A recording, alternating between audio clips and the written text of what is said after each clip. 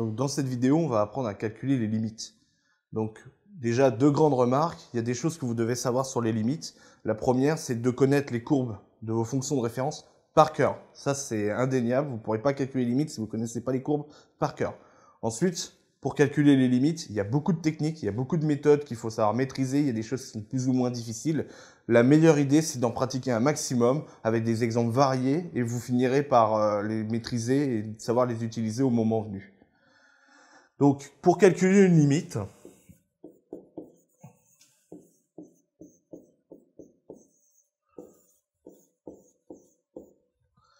il y a tout un tas de théorèmes compliqués qu'on peut utiliser, mais dans notre tête, on va représenter ça ici, c'est comment ça va se passer, et on va voir comment on va étendre les règles de calcul sur des limites, etc.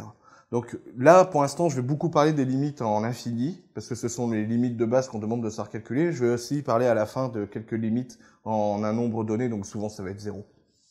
Donc pour calculer une limite, souvent, une technique qui marche, c'est tout simplement de remplacer le x par la valeur qui est ici. Alors, je n'ai pas encore parlé de la continuité, mais si la fonction est continue, en fait, ça va donner la valeur de la fonction. Donc là, ça se passe bien. Donc je vais donner un exemple. Limite, lorsque x tend vers 2 de x plus 1 sur x. Là, c'est très facile. Je remplace le x par 2, ça va me donner 2 plus 1 sur 2. Donc là, jusqu'ici, c'est pas difficile. Là où ça va se compliquer, c'est quand on va commencer à avoir des infinis. Les infinis, ce ne sont pas des nombres réels, donc les règles de calcul ne sont pas les mêmes. Normalement, il n'y a pas vraiment de règles de calcul sur les infinis, mais nous, dans notre tête, on va imaginer que ça existe pour pouvoir calculer les limites. Mais en fait, ce sont des théorèmes. Donc il y a un premier théorème, par exemple, qui dit que si une limite tend vers plus l'infini et une autre tend vers aussi plus l'infini, alors leur somme va tendre vers plus l'infini. Donc la limite de f de x plus g de x, c'est la limite de f de x plus la limite de g de x quand c'est défini. Alors, dans notre tête, on ne va pas faire ce genre de théorème, on va voir comment ça marche avec des règles de calcul. Donc, comme il n'y a que l'infini qui apparaît en plus par rapport au nombre, on va étendre les règles de calcul qu'on connaît avec des infinis. Donc, par exemple, ici, l'infini plus l'infini, quand ils sont tous les deux des plus l'infini, c'est plus l'infini. C'est une première règle de calcul qu'on peut apprendre. Donc, pareil, l'infini fois l'infini, c'est de l'infini. Donc ici, par exemple, si je prends la fonction x, elle tend vers plus infini en plus infini. La fonction x carré tend vers plus infini en plus infini. X plus x carré, ça fait du plus infini plus plus infini, ça fait du plus infini. Donc la limite de x plus x carré, ça va être plus infini. L'infini fois l'infini, c'est l'infini. Je le retiens comme ça. Alors en fait, on applique aussi les règles de signes. Donc si j'ai moins l'infini fois plus l'infini, j'ai du moins l'infini fois moins l'infini, j'ai du plus l'infini, etc. Donc par exemple, je peux faire la limite de exponentielle de x fois x en plus l'infini. Donc x ça tend vers plus l'infini, exponentielle de x en plus l'infini. Donc je vais retrouver la limite de cette fonction-là, c'est plus l'infini. Donc jusqu'ici, c'est la règle de calcul les plus simples. Maintenant, 1 sur l'infini. 1 sur l'infini, on le représente par 0. Malheureusement, souvent, on va avoir besoin de savoir si on est en train de parler de 0 positivement ou 0 négativement. Donc, ça va se découper en deux. On va avoir 1 sur plus l'infini, qui va nous donner un 0 plus. Donc, pas hésiter à revoir la vidéo sur la définition de limite pour savoir ce que ça signifie 0 plus. Et 1 sur moins l'infini, qui va nous donner 0 moins.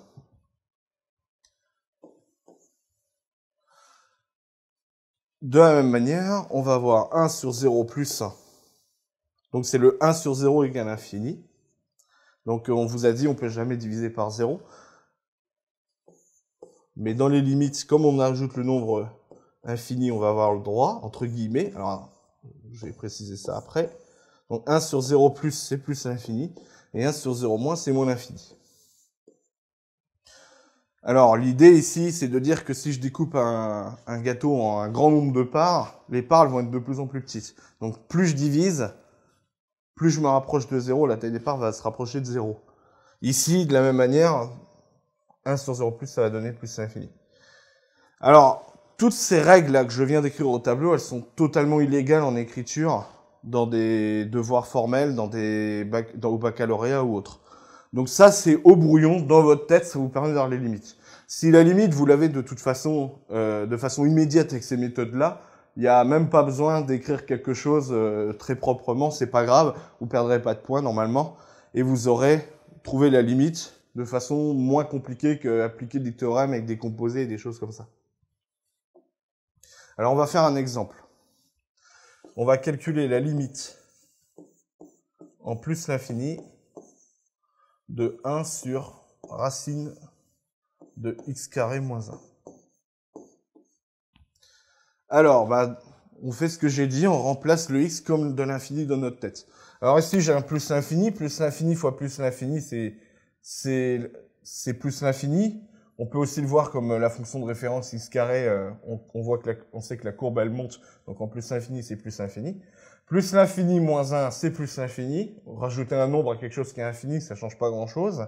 Et racine carrée de plus l'infini, c'est plus l'infini. Pourquoi? Parce que je sais que la courbe représentative de la fonction racine carrée, elle fait quelque chose comme ça, et je vais avoir plus l'infini ou plus l'infini. Donc ça, pas hésiter à voir la vidéo précédente pour se souvenir des limites de base. Donc je vais avoir du plus l'infini au carré qui donne du plus l'infini, du plus l'infini moins 1 qui nous donne du plus l'infini, du racine carrée de plus l'infini qui nous donne du plus l'infini. Enfin, il me reste le quotient, ça fait 1 sur plus l'infini, c'est-à-dire du 0 plus. Donc la limite ici, c'est 0. Maintenant, il faut savoir qu'il y a des règles qui sont interdites, qu'on n'a pas le droit d'utiliser. Donc je vais les lister. Premièrement, on n'a pas le droit de multiplier 0 par l'infini. Ça ne fait pas 0. Cette fois, ça ne marche pas. Ensuite, une autre règle qu'on n'a pas le droit de faire, c'est de l'infini moins l'infini. Donc évidemment, c'est des plus infinis. Donc ça aussi, c'est interdit. Et enfin, dernière règle, l'infini sur l'infini, quels que soient les signes qu'il y a devant l'infini, c'est interdit. Donc ces trois formules interdites, on les appelle les formes indéterminées. Et là où les limites vont devenir difficiles à calculer, c'est qu'on va avoir besoin, quand on a des formes indéterminées, à utiliser des techniques pour manipuler un petit peu les x et tout ça, pour arriver à enlever ces formes indéterminées. Donc, je vais donner un exemple complet. Je vais donner x carré moins 1 sur x cube. Donc, si je veux calculer les limites en ça, là, si je fais bêtement en remplaçant x par plus infini, je vais avoir plus infini au carré, plus infini moins 1, plus infini, ok. Et plus infini au cube, ça fait plus infini sur plus infini. Je suis dans le cas ici, donc j'ai pas le droit de tout simplement, entre guillemets, dans notre tête, remplacer x par l'infini. Donc, il faut trouver une idée. L'idée de base, quand on a des soustractions et tout ça, c'est de factoriser par le terme qui va le plus vite. Donc ici, le terme qui va le plus vite, c'est notre x cube. Donc, je vais factoriser par x cube en haut. Donc, je vais avoir x cube, facteur de 1 sur x. Donc ça, il faut savoir factoriser quand même le degré est plus petit. Quand le degré est plus grand, vous savez le faire, puisque c'était ce que vous faites depuis plusieurs années maintenant. Quand le degré est plus petit, c'est comme si on faisait le 2 moins 3, ça faisait un moins 1. X puissance moins 1, c'est notre 1 sur x. Donc on a x cube, facteur de 1 sur x, moins 1 sur x cube. Divisé par x cube. Et là, ça se simplifie. Et c'est justement cette simplification-là qui va nous permettre de lever l'indéterminé. Donc de faire, en fait, on fait les infinis sur infini étaient en fait cachés dedans. Et c'est là que ça va disparaître. Donc maintenant que les x cubes sont partis, je vais réessayer. Donc je vais mettre x en plus infini. Donc 1 sur plus infini, ça fait 0. 1 sur plus infini au cube, donc plus infini au cube, c'est plus infini. 1 sur plus infini, ça fait 0. Ça fait 0 moins 0. Donc la limite, lorsque x tend vers plus l'infini de x carré moins 1 sur x cube, c'est égal à 0. Donc ici, on a le 0 moins 0. Ça fait 0. Et j'ai réussi à calculer ma limite. Alors maintenant, il y a des moments où on ne peut plus factoriser, etc. Donc il y a une petite liste qu'il faut connaître. Alors en réalité, ce sont toute une liste de théorèmes qui sont à votre programme, des limites à connaître par cœur. Moi, j'ai un moyen un petit peu personnel pour les retenir, c'est de comparer à lesquels vont plus vite que les autres. Donc c'est une liste en fait, et plus je descends, plus ça va vite. Donc je commence par les bornés. Alors les bornés, c'est les cosinus et les sinus, grosso modo.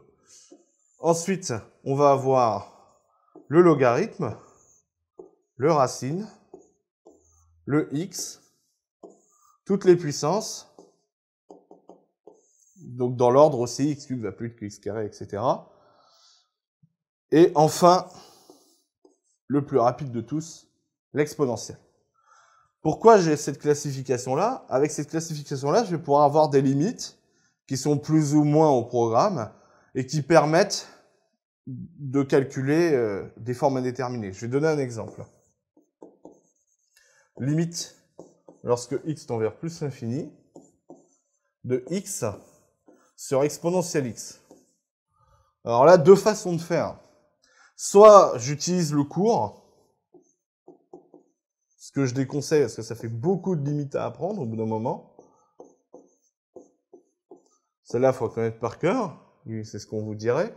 Ça fait 0, peu importe. Moi, comment je fais quand j'ai une limite comme ça? Personnellement, je la connais même pas, cette limite. Je vais avoir x sur exponentielle x. Je vais comparer lequel est le plus rapide. X, il est ici, exponentielle x, il est là, exponentielle x, c'est le plus rapide. Donc, je vais diviser par un truc de plus en plus rapide. Je vais avoir 0. C'est comme si je pouvais ignorer le x ici. Donc, c'est 1 sur exponentielle x. Je vais avoir 0. Donc, c'est les mêmes limites. Parce que je rappelle quand même qu'exponentielle moins x, c'est 1 sur exponentielle x. C'est les mêmes limites. Celle-là, on vous la donne dans le cours. Moi, je vous donne une méthode pour pouvoir les calculer de façon plus générale.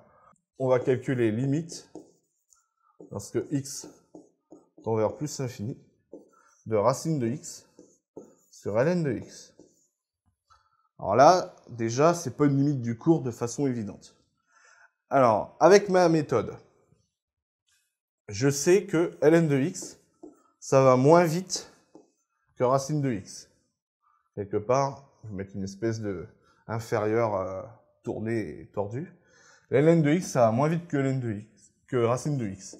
Donc, c'est racine de x qui l'emporte entre les deux. Donc, c'est comme la limite de racine de x, ça fait plus l'infini.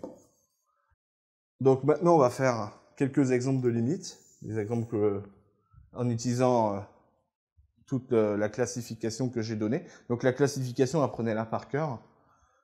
On peut la retrouver avec les courbes, en regardant lesquelles vont plus vite. Donc le logarithme, on voit que ça va quand même moins vite que de l'exponentielle.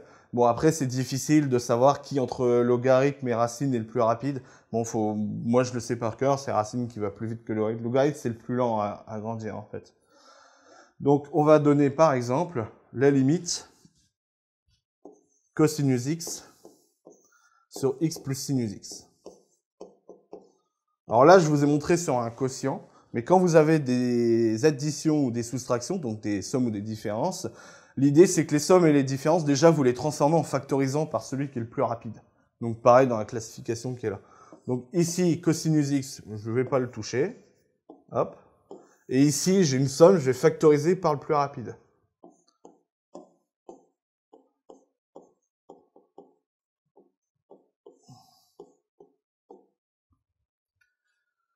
Ça ici, sinus x sur x en l'infini, ça tend vers 0, apprenez par cœur, donc c'est borné sur quelque chose de x, donc ça tend vers 0. 0 plus 1, ça tend vers 1. Donc quelque part, ici on va avoir cosinus x sur x, ici ça fait 1. Et cosinus x sur x, ça tend vers 0. Donc on va avoir comme limite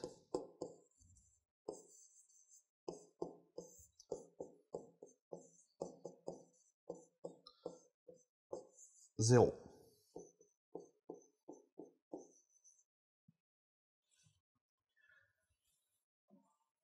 Donc voilà comment on peut calculer de façon assez générale, mais la meilleure idée c'est toujours d'en pratiquer un maximum, les limites en l'infini. Maintenant je vais parler des limites en un nombre donné, parce qu'il y a une technique quand même que vous devez voir qui est essentielle. Donc maintenant imaginons que je veux calculer la limite en 0 de sinus x sur x. Donc sinus de 0 ça fait 0. Donc j'essaye de transformer le x en 0. Je vais avoir 0 sur 0. Donc 0 sur 0 aussi, c'est un calcul qui est interdit. Donc là, on peut rien faire. On trouve pas la réponse tout de suite. Souvent, l'idée, et c'est souvent vrai en 0 et qu'on a x en bas, c'est d'utiliser le nombre dérivé. Alors, le nombre dérivé, je vais le rappeler, c'est f de x moins un certain f de a sur x moins a. Ça tend vers, donc la limite, c'est f' de a. Comment je le repère que c'est un nombre dérivé? Souvent, ici, j'ai un truc de degré 1, j'ai un x moins quelque chose. Donc, souvent, x moins 0, c'est x tout seul. Donc, faites attention, il y a bien le moins quelque chose. S'il y a un moins quelque chose, le nombre qui est là, ici, ça va être le nombre qui doit apparaître en haut. Donc là, ici, j'ai un 0. Donc ici, je dois trouver mon f de 0. Alors, il se trouve que f de 0, sinus de 0, c'est 0. Donc, c'est pour ça qu'il n'apparaît pas. Donc, j'ai vraiment sinus x moins sinus de 0. Donc, c'est égal à sinus x moins sinus de 0 sur x moins 0. Et ça, c'est la définition du nombre dérivé, f de x moins f de 0 sur x moins 0. Donc, c'est le nombre dérivé en 0. Donc, c'est sinus prime de 0, c'est-à-dire cosinus de 0, on apprend ses dérivés, et cosinus de 0, ça fait 1. Donc voilà une technique globale pour calculer les limites, souvent divisées en x, pour un point donné.